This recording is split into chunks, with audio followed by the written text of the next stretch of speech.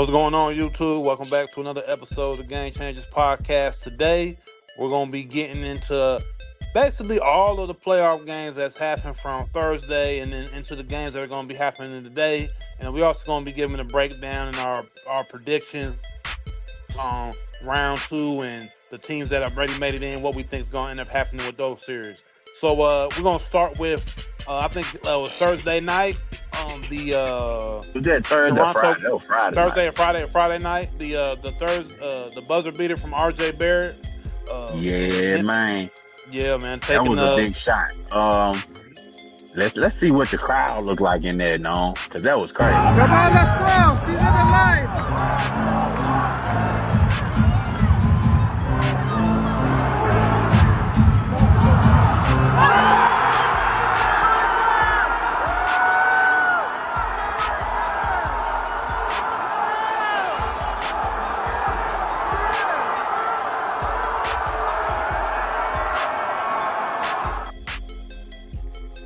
The second biggest shot in Canadian history. RJ Barrett, the hometown guy. They talked about it after the game, and he spoke about dreaming about hitting that shot for his home country and all of that. So hey, dream come true for the kid, RJ Barrett. Big time shot for the Toronto Raptors, but that damn Scotty Barnes been out playing. Oh boy, what his name? Big tall boy, lanky boy. Mitchell? Not Mitchell. What the other boy name? The power forward.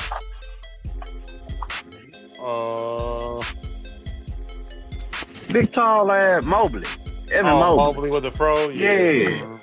Scotty Barnes is out playing him, man, and it's showing in this series because there is no way that this team with James Harden, they made the move. Remember?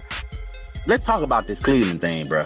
Remember last year, or maybe even this year, that was this year, when they picked up James Harden, I said, man, do they even need him? Because last year, they were the number one seed in the East with Darius Garland, and, some things went bad at the end of the season where they got some injuries, but them guys was already winning, and they went and got James Harden, who is known for choking in the playoffs. So I don't get that. That was a big thing when I saw that trade. And at the end of the day, like James Harden popped up over there because of the issues that he had going on in LA. Outside of the Clippers and stuff like that, he had a situation there, and he's been hopping around ever since he left Houston, and I don't think he thought he was going to be able to win the way he wanted to with the Clippers. But also, like I said, he had some outside situations why he ended up being in Cleveland. But when I saw the trade, I just didn't really think that it was going to make Cleveland prosper in any way, really. They have a star. Yes, James Harden can still score the ball, and he could pass the ball. He's decent defensively, but was that going to take Cleveland over the hump or make them any better than with them having Garland and the team that they had prior before Harden got there? I would say no. And also with Donovan Mitchell, I've said before on the show that I love his game offensively, like I think a lot of NBA fans do. They probably think Donovan Mitchell is elite when it comes to scoring the basketball. He can really do his thing, but I think Shannon Fry was talking on him and Kendrick Perkins' podcast or show, and he was saying how he's just not really, you're not going to win a series or go deep into the playoffs with Donovan Mitchell. And I agree. He's just not a winning basketball player when it comes to being in the playoffs. It's not that he's not great, but I'm not looking for him to take my team deep into the playoffs. And I think he was the same way with him in Utah, even though he's elite defensively. And Harden he's was still not young. going to do that. But Harden has a long history of this. And shout out to Shaney in the comments. Shout out my boy Nick Madden TV in the comments. Shaney said that's why the Sixers traded Harden. And you spoke about Donovan Mitchell having some of those same characteristics, but he's pretty young. Harden has a long history of this at this point, and we got to kind of give him some help because maybe he can't be the number 2 guy or the number 1 guy. maybe he got to be a facilitator in order for him to win, because Donovan Mitchell, you said it, he's not showing to be that number one guy. Like, damn, this is the best team you ever had, bro. This is your chance. I He never choking. thought Donovan was a leading man. Man, he choking right in front of us. They was up, what, 3-1? Yeah. Come on, man. And I want to see Harden win one, or just get, further than the first round, because, bruh, that's a stain on your, we talked about this with KD. Getting knocked out in the first round, that is kind of a stain on your record if you so-called one of the greats in the game, Yeah. So first round exits don't. Oh, go ahead. Yeah, but I mean, just these two teams. I mean, they're going to be the mid-level to low-level teams in the playoffs, where I don't think they're gonna get. Whoever gets to the second round isn't gonna get past the second round. That's just what it is. I think most fans know that. But we have had surprise. We have had surprises here with these first rounds, and obviously today we got some games coming up. The game 7 of this. We'll be getting into that later, and we just had some surprises, kinda. With a lot of game 7s, man. And that's when the pressure is on. Like, that's, man, really, honestly, this the best case scenario for the NBA, bro. This is like best case scenario, because we will be talking right now on this podcast. We will be talking about how it's already a foregone conclusion and it's boring because we already knew who was going to win. You can't really say that right now. No, yeah, the league is looking real. A lot of teams are looking right. They're looking each other in the eyes. Nobody is higher or lower than the next person. Everybody's kind of outside. Because I mean, I know a lot of people felt the Celtics were, because the way that Detroit was looking against the Magic, them being the number 1 seed and them not really looking elite.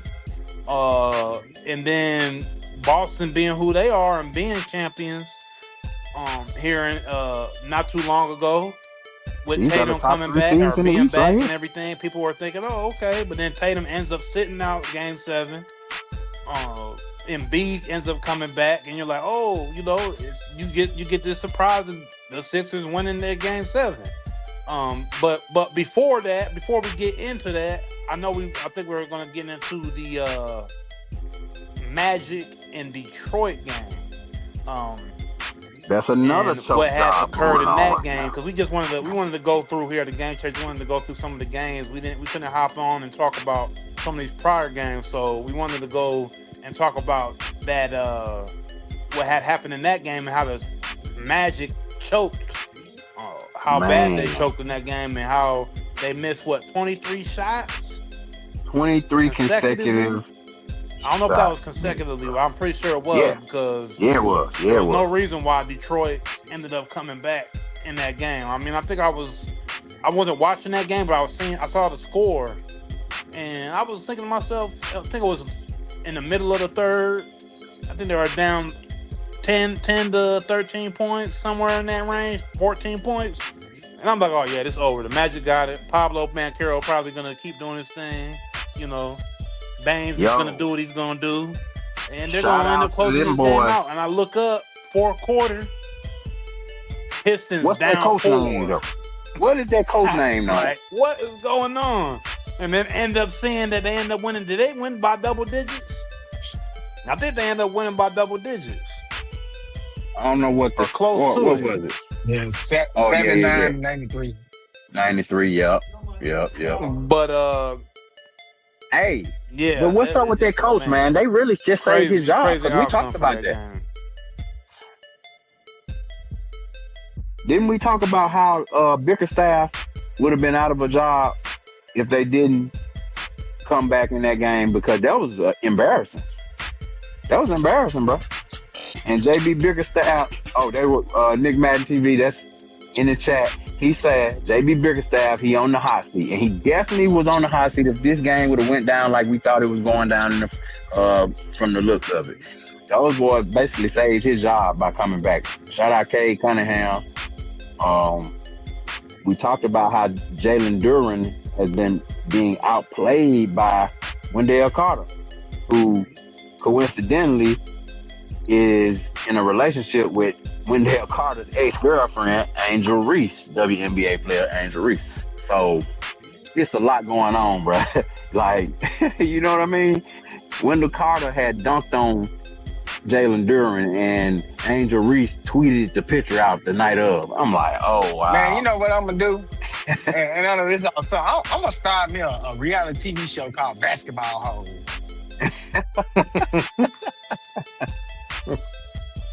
You don't like Angel Reese? Come on now. Shout out to the ladies. They just got that big contract. Yeah, shout out to them. I ain't got nothing against her, but god damn. Megan Stallion and the Kardashians, shit. Hey, that's reality TV right there. Yeah, buddy. Bickerstaff, Paolo Banchero. I want to say something about him.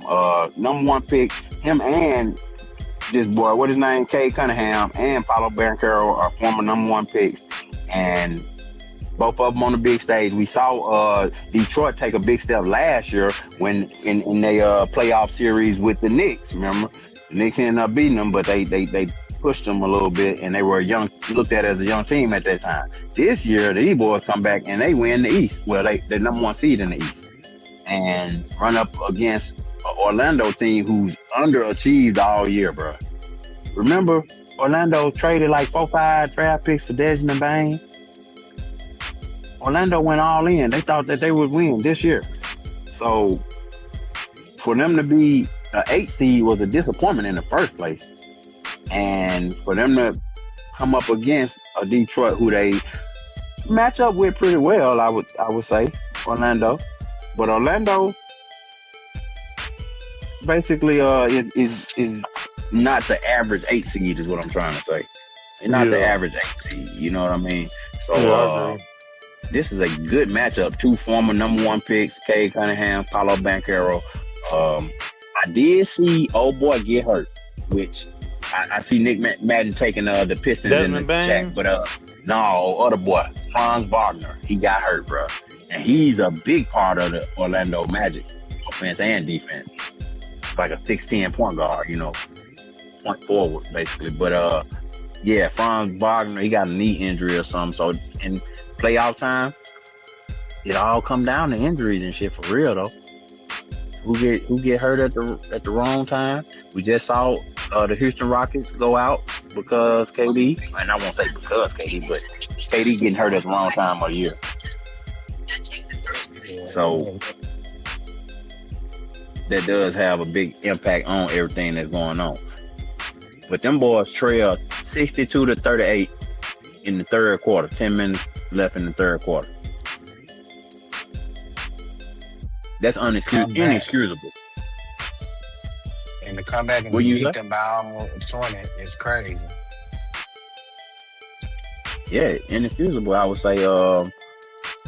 In the NBA, when you trying to close them out at that, you trying to close these guys out, man. You got them down. You got to sink your teeth into them. And Orlando, young team, they couldn't do that.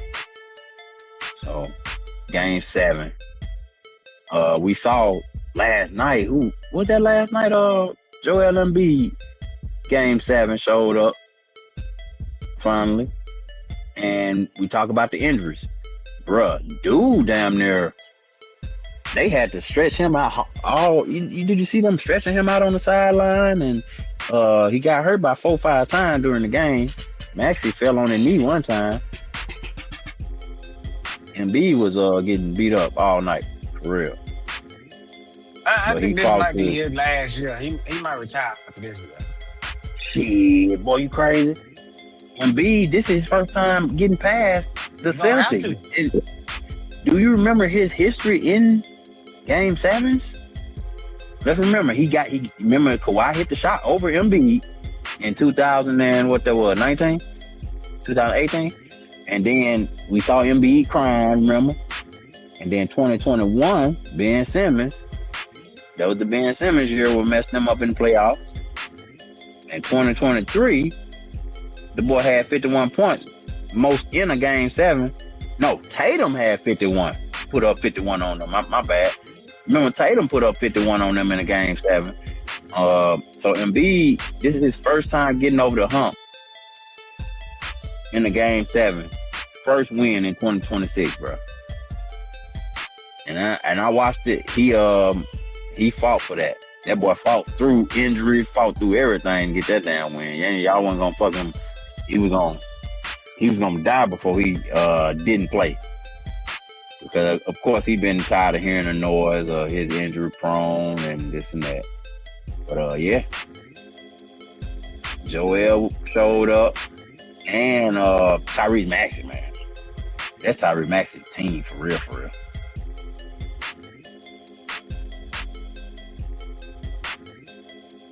But I wanted to say another thing. Jason Tatum, he was out, injury, big injury for Jason Tatum, but they was up 3-1. And of course, the internet never loses. Up 3-1, loses the series 3-4. So as you can that see, ain't the first time we was seeing something like that happen. Shit. We've been seeing a lot of collapses. Shit. Exactly. I'm glad they collapsed. I don't like the Celtics anyway. But they definitely won't be ready for us. The Knicks, you say. Okay, we're going to get to you. We're going to get to you in a second. But as far as the Celtics go, man, bruh, Tatum got to have it. First off, we talked about this the last time, too. Tatum rushed back. You remember Tatum ain't supposed to be, Tatum had a down ACL injury or some shit. He had some shit that took way longer than what he took to, he rushed back because he didn't want them folks to get rid of his ass and think Jaylen Brown, it was Jaylen Brown team. Yeah, he did come back too fast. He rushed back. So somebody said it. Who was this? Trent R. Thompson. I don't know who he is, but he said what everybody was thinking. He said they built their identity without him all season. And then Tatum comes back and the chemistry shifts overnight. Heavy favorites sent home by the 76ers. The Celtics win this series if Tatum never returns. Now, I don't know about that. No, I agree with that, bro. But shit, like, when something like that happens, bro, you got to blame the coach. Because I'm pretty sure he saw that shift. And sometimes, man, you got to be man enough to make an executive decision and say, hey, man, you're hurting us more than you're helping us right now. We did it all year. Go ahead on and properly heal and come back 100% next season. Well, Jason Tatum, one of your best players. Yeah, you don't want to tell him no. But what's that dude name? Joe Pachulia? Joe, what his name? The coach for the Celtics. He look crazy eyes. He ain't got enough say so to tell Tatum he can't come back. Yeah, he ain't got enough say so. I don't think he ain't got enough juice to even be able to make that call. If Tatum say he want to come back, he gonna come back. Well, it was a bad timing, bro. It was like, damn, this team was playing good without you. And we seen that. Go ahead. But also, Tatum as a professional needs to have the thought to realize, man, you doing more harm than good.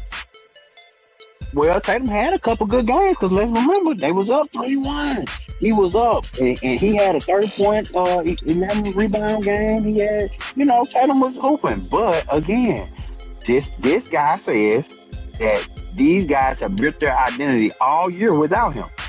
And when he came back, he shifted the chemistry overnight. So, Noam, do you believe the Celtics win this series if Jason Tatum never returns? If he never returns, they win it. Do they win this series if he didn't return? They might because, I'll say this. They needed both of those guys to win their title. So you would think, okay, yeah, they needed both of them to be there in order to win this series. But they've shown that they kind of play better sometimes when one of them is out. But I think the problem happened here is Embiid came back and he threw a wrench in the game. So I think the Celtics could have won the series with just either Tatum out or Brown out.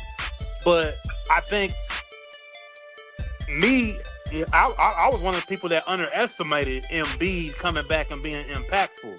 I thought Embiid was out for the count. Honestly, I thought he was done. You were not going to see him really. I think he hit his peak when he won MVP.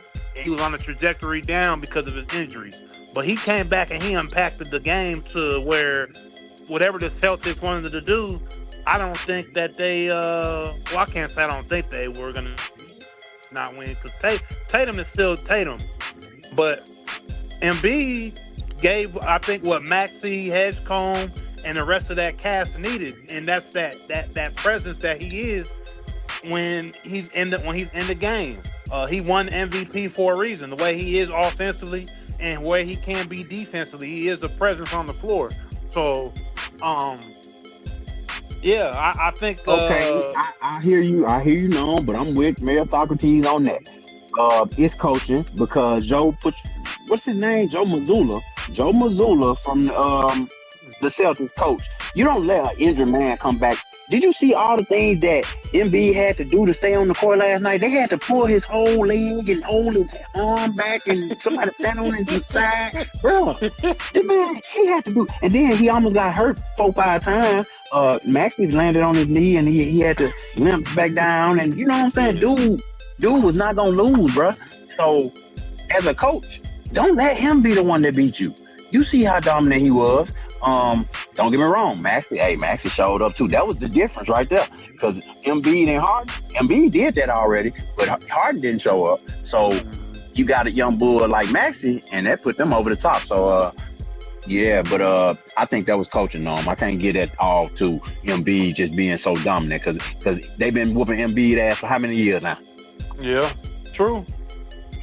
And Jason Tatum, not Jason Tatum. Jaylen Brown was a legit MVP candidate this year without Jason Tatum. Yes. So, of course, when Tatum get back, you don't know. You never know the psychology behind it because is you gonna try to show out a little bit more now that Tatum back, or are you gonna take that extra shot or try to because Tatum hit one, you want to hit one? He did exactly what we expect him to do.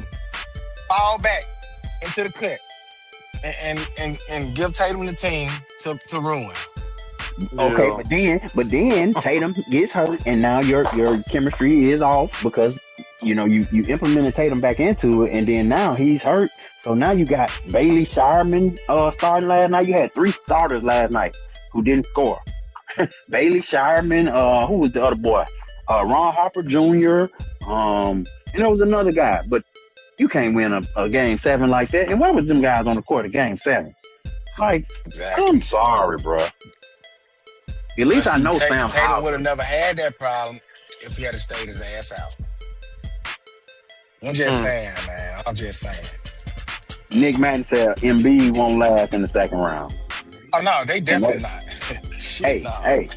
But it's just like LeBron. It's a moral victory to even get to the second round in this case. We know you're not about to beat OKC. We know the Lakers not about to beat OKC. Now, if they do, it'll be a miracle. But same way with KD getting hurt at the wrong time and then trying to implement himself into the game, and these guys really play better without you. I think KD was hurt, to be honest with you. I think Houston done with his ass. Bro, them young dudes don't like him. We know that much. Exactly. They done with his ass. Yeah. We just saw there was a Bleacher Report put an article up saying how the burner account really did mess with team morale. Yeah, dude. How could it not?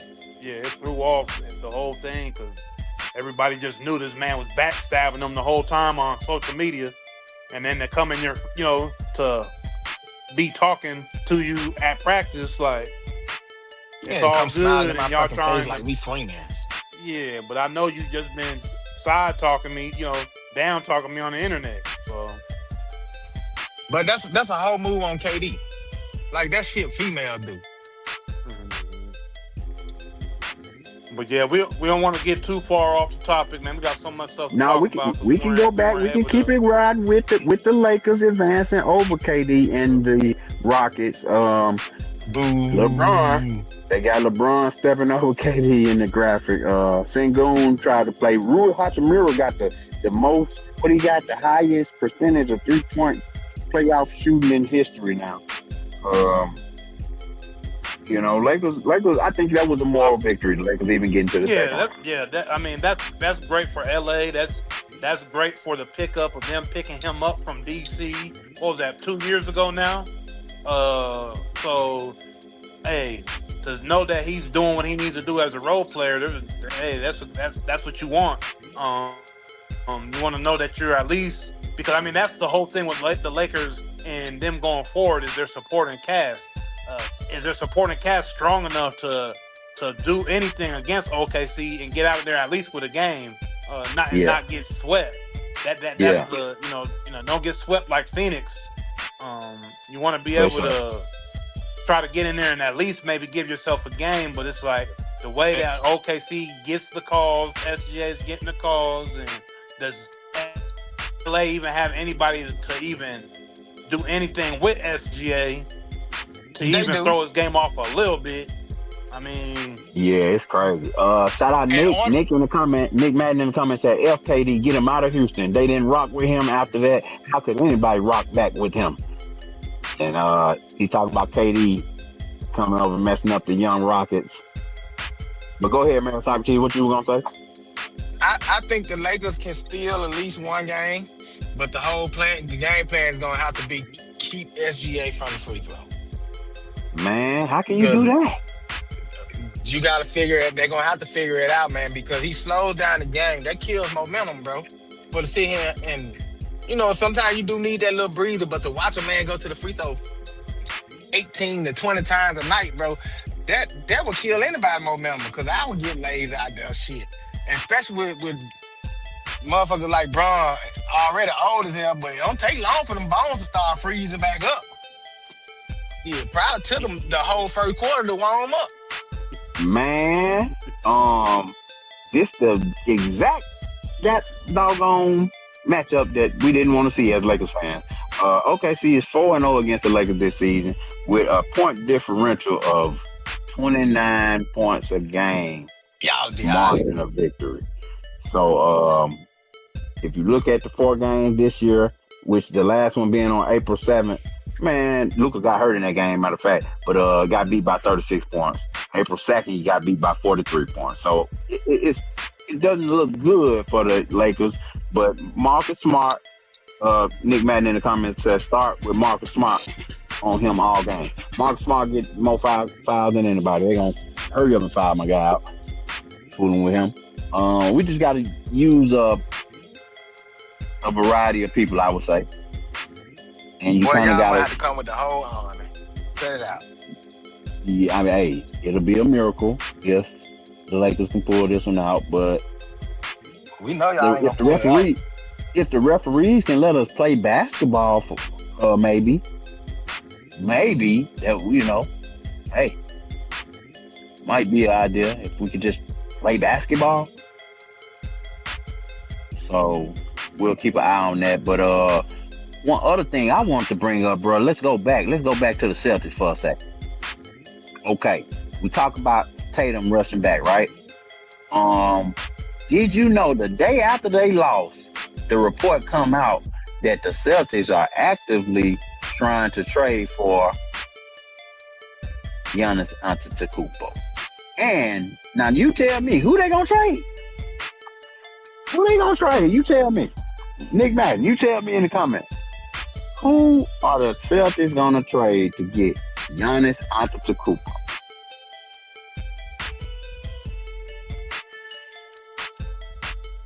So that's a real tricky equation right there. You gonna trade. I know. What is his name? I know. Jaylen Brown? No, Jaylen Brown. They talking about trading Jaylen Brown to get Tatum up out of there. Get Tatum ass out of there. Get Tatum up out of there. Exactly. Get Tatum up out of there. They talking about getting Brown, bruh. They talking about giving away Brown plus maybe potentially another player to get Giannis. Which, bruh, Brown is the nigga. Like, what? Yeah, gonna get Tatum up out of there. He's been injury prone. He didn't want to go into this game. I don't know if this was a decision he made to stay healthy. And then him and the organization came to the conclusion that he doesn't need to play. But let's just think about it. Yes, Tatum won that title, but he needed Jaylen Brown. They both needed each other. And Jaylen Brown has proven time and time again when Tatum is out, he can carry the Celtics. He just needs somebody else there. And imagine Jaylen Brown with Giannis. Okay, but no. Can we talk about a little piece of the fact that they don't like Jaylen Brown? They never have like Jaylen Brown too smart. You know, he's like a Rhodes Scholar. He's like a PhD Tatum level. is the face. Tatum is the face of the Celtics. He's what puts people in the seats. I would say Jaylen Brown doesn't necessarily put people in the seats. He's more so he's just so good that we keeping him around. But Jaylen Brown has called him out too, brother. You remember that? Jaylen Brown has called the NBA out. He down there was putting together like a little protest and all that stuff. Jaylen Brown real active when it comes to social issues and stuff like that. Yeah, so he's not. They don't like him. Right, Tatum is the pretty boy, light-skinned guy, you know what I mean? Everybody loves his son, loves Deuce when he come out there, and he's more of a part of the culture of Boston and what Boston would like to be presented as if Jason Tatum were to, or if Jaylen Brown were to still be there, Tatum gone, and they got Giannis. But the thing is, they would still be able to market Boston the way they wanted if Giannis were to come there with Jaylen Brown, in my opinion. Because it's Giannis, man. It's the Greek freak. Like, they would be monsters. That would be monsters. You know what I mean? So they would miss his marketability, but it wouldn't last long if they're winning basketball games. You know what I'm saying? I just don't believe what a lot happen. Wouldn't you have to pair, Mayor Socrates, you tell me, wouldn't you have to pair the best shooter with Giannis? Because Giannis can't shoot. So will you have to take the best shooter out of those two? Because you got to give up one of them to get Giannis. You're not keeping both of them to get Giannis. You don't got to necessarily take the best. You got shooters all around. You could go and do something. But Boston got shooters, though. Yeah. Yeah. So what's the combination that we thinking would work? Because they talking about giving up Brown. But y'all saying give up Tatum. Get rid of Tatum. Yeah, Tatum injury prone, man. Because Tatum don't know how. Tatum ain't gonna take no back seat, bro. He's on the court. He wants to be the star. We talked about how Tatum. My bad, but we talked about how Tatum did that little fake crime. He tried to recreate the Kobe picture. He was chasing it. Remember? For the finals that they won, he was chasing. Yeah, his whole finals run was copy and paste to other NBA players. When he said he did the Kevin Garnett all over again. Yeah. Yeah. His whole thing was copy and paste. None of it was authentic, really. The whole press run and everything he did for his title wasn't really, anything that was just from him. It was from other players. So, I mean, that don't really necessarily mean anything, whatever. That basically kind of just pointed his personality. He kind of just even killed his personality. He ain't never really too high. He ain't never really too low, really, in my opinion. But, whatever. That really ain't got too much to do with it. I just think that he's injury prone. Like Mayor Socrates said, he won't take a back seat. And you need more of a player that is meticulous and on the level of intelligence. Not saying Tatum is not very intelligent, because you have to be intelligent to be an NBA player when you're on that floor. But he's just a different level of intelligence. And if you pair that with a Giannis Antetokounmpo and you can keep some shooters around, they might be able to make a run again if Giannis comes into town with Jaylen Brown. Well, y'all saying that Jason Tatum want to be the number one guy, and you saying he can't really coexist with another star. Giannis is definitely a bigger star than Jaylen Brown, so that's going to be for sure. But you're I gonna could have to see take a back Jalen seat. Brown chilling though. Jalen Brown, But ain't Jalen ain't no- gonna Yeah, have a Jalen problem Brown with would. taking the back seat. He's not gonna have Jalen a Brown problem with would, taking the back seat. Yeah, That's what I'm saying. but not He's used Jason to it. Tatum. no, Not Tatum. no. That's gonna be a problem with Tatum and Giannis on the floor because Tatum ain't taking the back seat to Giannis.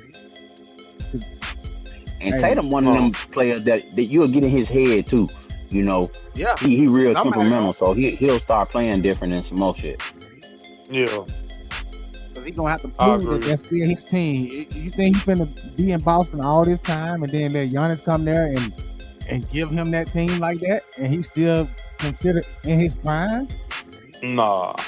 He, No he way. ain't a broke down of age player going out of the game. That man still got a lot of years to go. And you know the internet is not gonna let him live because they roasted him after his win in the finals.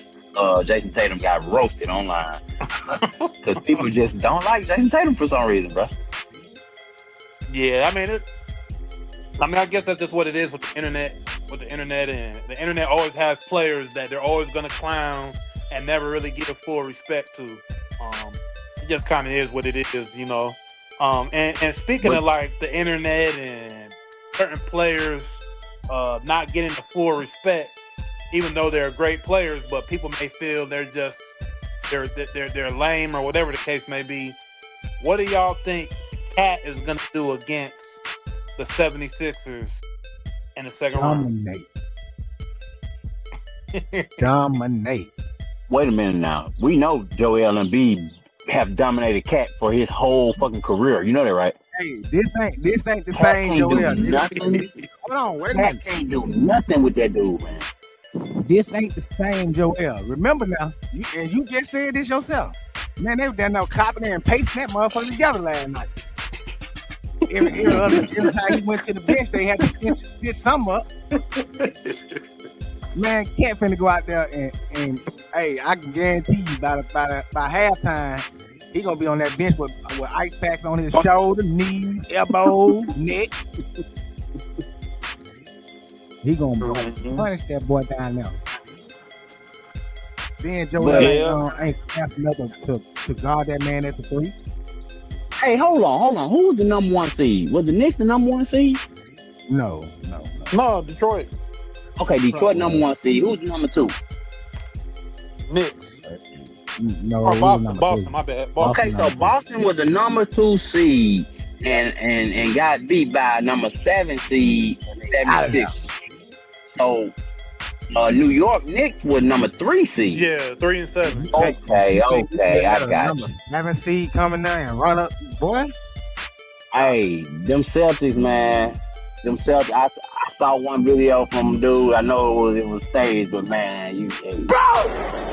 It's their fault. Look at you sitting down. You're the reason we lost. You could have played.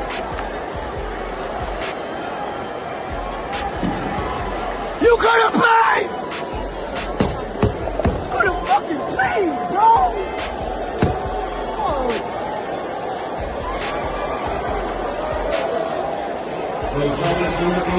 Hey, I love this. Fuck the Knicks, OKC. Hold on. Don't get mad at us because y'all trash. Fuck you talking about? another fan mad at Jason Tatum. Well, I'm telling you. But Nick say Tatum is Embiid won't be able to keep up with Cat this time. No, he not. This is a Embiid? broken down Embiid. This is Embiid that just came back and willed his team to win a game 7. That boy ain't got no more in the tank. He done. But historically, he has always told Cat ass up. Hey, history ain't gonna repeat itself in this series. Yeah, I mean, we were talking how we need a team from a major city, you know, a major market to make it to the finals. And we were saying how, man, the Knicks, they needed to pick it up and make that run. They did everything they needed to do these last few years to make the team that they made And the way that they were playing against the Hawks, we were like, what's going on? And the way that they took out the Hawks with that beating, when they were up 60 something to 20 in the what was that, the second or the third or whatever that was, that's the Knicks that everybody was waiting for.